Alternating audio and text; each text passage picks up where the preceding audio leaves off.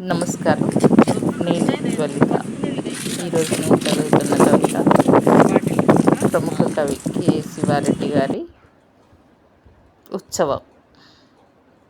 ఎంత ఎక్కువ కాలం బతకడానికి వీలుంటే అంత ఎక్కువ కాలం బతకాలి. ఇంత అందమైన ప్రపంచంలో మళ్ళా కాలు పెడతామో లేదో, సరిగ్గా లేని వాటినన్నింటినీ సరిదిద్దాలి.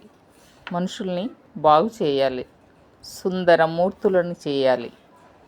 ఈ బతుకు ఇచ్చిన మహత్తర అవకాశాన్ని సద్వినియోగం చేయాలి. ప్రతి చెట్టుకు ఒక పువ్వై పూయాలి.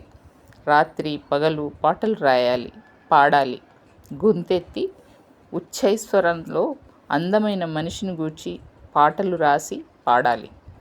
భూమి నుంచి విశ్వంలోకి, విశ్వం నుంచి భూమిలోకి ప్రయాణించాలి.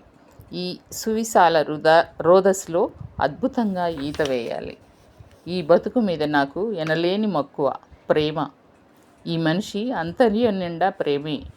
మనిషి మొత్తం ఒక ప్రేమ ముద్ద కావాలి. విశ్వమోహన సుందర రూపమైన మనిషి మనిషిగానే ఇక్కడ దొరుకుతాడు. ఈ భూమి మీద సమస్త విశ్వాన్ని అందుకొని గుండెల్లో పెట్టుకునే మనిషి ఇక్కడే. చిన్న పురుగు నుంచి సూపర్ మ్యాన్ దాకా కళ్ళు చెదరగొట్టే అందం. అదట్లా రైల్లా 1000 కాళ్లతో కదులుతుంటే చూడాలి. ఎంత బాగుంటుంది జీవితం.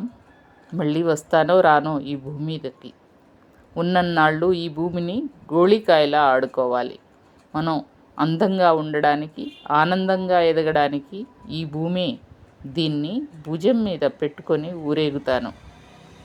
మనం అందంగా ఉండడానికి, ఆనందంగా ఎదగడానికి ఈ భూమే.